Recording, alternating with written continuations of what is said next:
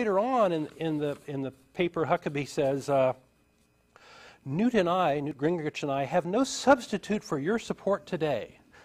No substitute at all. So prayer doesn't work. Prayer doesn't work. He's saying prayer doesn't work. He's saying he can't go to God. They can't pray. They got to have their money, right? You got to have your money. So anyway, I thought that was kind of amazing. I think we got our phones. We got our phones. Okay. So let's try. Okay. Scott. Hey. Hi, you're on the air.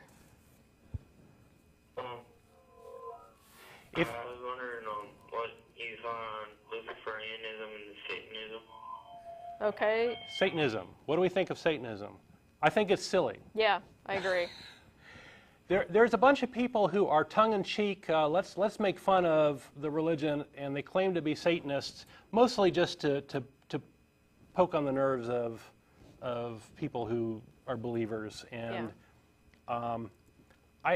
it's not my style. You know, I'd rather be a fact-based thing than a humor-based thing. Scott, are you a Satanist? No, not really. Oh, okay. So I guess what was motivating that question?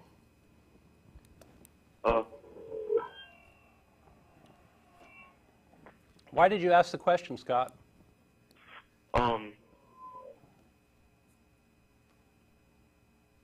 What? You might need to shut off your TV and just listen to the phone, because we're getting some feedback. And for all the callers, it's good to turn your TV set down when you're calling in, so that we can hear you. Or in your case, it would be, I guess, the stream, right? But we're getting it's on. It's not on. Oh, okay. Okay. Okay. So we're having some other feedback issues. Okay. So what prompted you to ask that question? I don't know, because I don't know. I just thought I seen one video where you were asking, like, they already talked about it and asked about it. Where we talked about or asked about Satanism? It's been mentioned a number of times on the show. Yeah, we've mentioned it a few times. Yeah. So are you an atheist? Yeah, kind of. Okay. Well, good. Oh, good. Okay. A lot of our out-of-state callers are atheists, it turns out, so we have a fan base. Did you have anything else for us? Yeah. Okay. Go ahead and ask. Oh, never mind. I'll just let somebody else call, I guess. Okay, you're welcome to call back again later. That's fine. We'll go to other calls. Yeah, we'll go to other calls. Thank you for Thanks, calling. Scott. Okay, next we have, looks like Rob in Atlanta. Hi, Rob. Hey, guys. Hey. Well, this is the perfect topic for me because I am a poli-sci major and a just recently out atheist. So. Oh, congratulations. Yeah, thanks. Religion and politics is a very interesting mix, isn't it? Yeah, and one thing I'd like to point out is that back in the 50s when they were deciding to change the pledge, it should have been one nation, fuck you, Russia, because that's basically what under God was. Yeah, well, there were a lot of things then. There was the pledge, there was the motto. Yeah, and then the money. And started putting it on the money, and there were at least a couple other things that I'm just blanking on, but there were 4 or 5 things that were pretty major that were done around that time during the Red Scare. And, and it was kind of a propaganda campaign, unfortunately, that vilified atheists as communists. We're not communists, you know. I'm a big capitalist, you know, but it was a kind of an ugly thing, I think, in that they disparaged a group of people for no real reason in order to try to make a distinction between us and Russia, right? So, as you say, it was like, screw you, Russia. Yeah. That was the intent of it all. Yeah. Well, something else I wanted to talk about was, you know, you were talking about it. People were on their knees praying for a place that they could worship and peace and stuff like that. And what I want to know is, you know, from the time that these folks, why did it take almost 1,800 years to be a country where people could, you know, worship with freedom? Well, you know, you might go back and look at Spain during the 1500s when they were a world superpower at that time, and they were you know, very much a Christian nation, and you know, had the Inquisition and killed off anybody who didn't believe like they do, and you might point at them, you know, but I think their tactics were pretty scary by today's standards. Yeah. Right. But well, you know, the funny thing about the Spanish Inquisition was that it wasn't actually non-Christians. It was Jewish Christians, and they didn't trust them. They thought they were basically converted for the money. Well, the Jews were given a convert or die sort of order, right? And the people who converted were never really were never trusted, and so there was this whole subculture of former Jews who may or may not have really believed in it, who were kind of outcasts. yeah. Mm-hmm. But I mean, I would actually argue that the only way that Christianity could have survived, particularly like the Enlightenment or anything, is with state support. And so if you look all over Europe, Christianity of some flavor was the official state religion in all of these countries throughout Europe. And I would argue that's the only way that it could have survived and flourished, because in particular, you know, you had situations where it was convert or die. Or if you were not a member of the state church, there were specific limitations placed on you, so that, you know, it was very hard for you to own a business or do anything really. Yeah, well, you know, living in a country where there's no church-state separation is a pretty ugly thing, right? Yeah. Because they kind of get in and control things, and the sort of worst of both come out, I think. Yeah, I definitely agree. Yeah, but yeah, we have quite a fight ahead of us. I mean, you know, it's scary to think that Mike Huckabee actually had a shot at being our president. Well, I think part of the reason is that people, you know, they see him as an amiable, sweet guy, and he'd probably be a fun guy to have a beer with and chat and swap stories. I don't know, does But- he drink If I beer? said Mike Huckabee, it would have been a Coke, because I'm sure he doesn't drink. Right, Yeah. right. But you know, I think that, you know, one of the things that we're doing is we're sort of exposing what these folks are truly like when they send out their fundraising letters, which you don't see very often, because very often these letters are targeted at very specific groups that are going to be likely to be accepting of that message. And he screwed up in this case. He sent it to an atheist. And so here we are. We get to take a look at under the hood here and see what he's really like. So maybe we can do that in the future with some of the others to take a look at what they're saying. And, you know, my opinion of Huckabee has gone down dramatically in preparing for the show, because, you know, here was somebody that I thought was, you know, basically kind of a religious guy, and now I see that he's really kind of promoting something that I think is pretty insidious, and doing it in a way that's dishonorable. So my opinion has dropped dramatically just because of this. So are you in school right now? Yeah. Okay. Well, good. Well, maybe you can help us sort all this political stuff out, because it's pretty interesting mess. Well, I plan on it. You'll probably hear more from me in the future. All right. Because I'm not going to shut up. I'm going to get louder. Okay, good, All right. Rob. Thanks. All right, we'll let you go. All right, thanks a lot, guys. Thanks. Bye.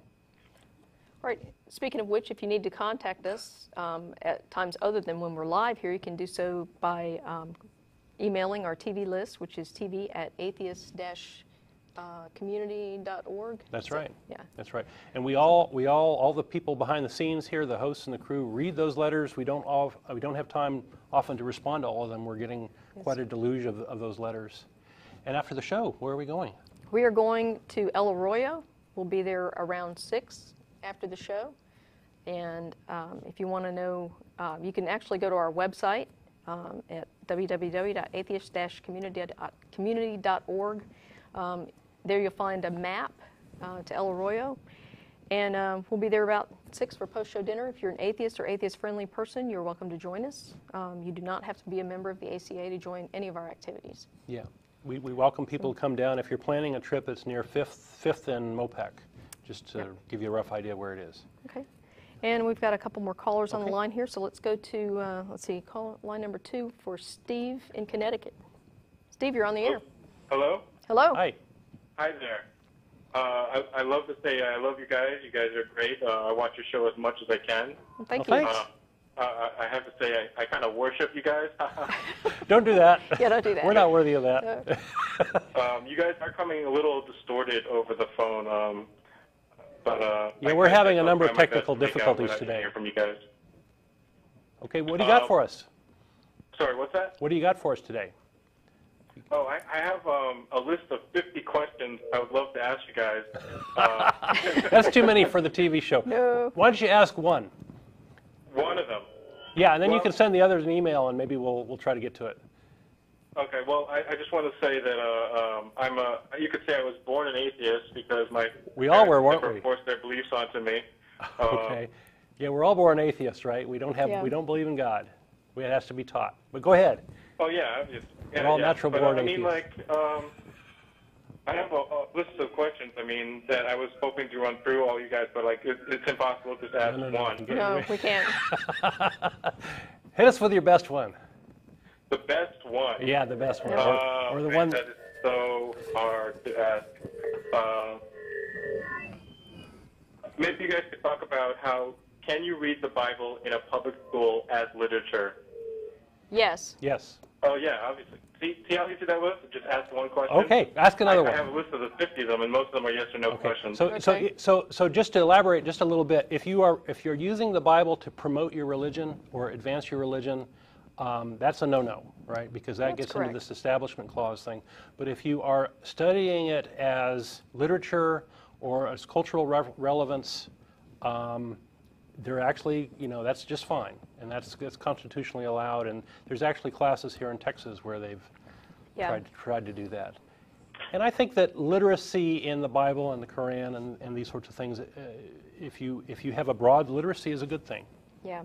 Well, and in fact, I would say that reading the Bible as literature, if that includes something about textual criticism as part of the curriculum, I think that'd be an excellent thing. Mm-hmm. We have a guy in our audience who has a Mark Twain quote: "The best cure for Christianity is reading the Bible." We're not threatened by the Bible. Yeah. So that's awesome. Okay, you got one more question for us, maybe? Well, I got a bunch of them. I mean, these questions are really supposed to be rhetorical questions to open the minds of, mainly Christians, because we live in an area that, is mainly Christian nation. But I also wanted to let you guys know that recently I just read that from 1993 to 2008, the amount of atheists in America did double. And just recently in January, just now, the amount of atheists in America is now at 16%. And I hate to say, I can't remember where I read this, but I've just been reading so much stuff recently. I feel free to be, skeptical of what I say, but I would have appreciated to go out and find out for yourself what the actual number is. But that's where I read was 16%. I think that came from the Pew Research poll. Right. Now, asking about religious beliefs is kind of a tricky matter. It's a lot like asking about sexual beliefs or sexual practices, because people are often uncomfortable sharing what they really believe, or they haven't thought through it, these sorts of things. And there is an increase in the number of atheists. There's an increase, especially in the number of people called nuns, or none of the aboves, that don't follow a particular religion. They may be believers of some stripe or another, but they don't follow organized religion. And I think the change that's really happened is that it's become more acceptable publicly for people to embrace atheism and say, I really don't believe in a God. I think this is all bunk, and be able to say that without feeling ostracized or penalized or these sorts of things, and they're comfortable enough to at least say it on a survey. I think the number of atheists hasn't changed dramatically. It's possible that shows like ours and other books and things that are coming out have caused people to become more atheistic. I think that's possible, but I don't know that we've had that big of an impact. I think it's mostly an attitudinal change. Wouldn't you agree?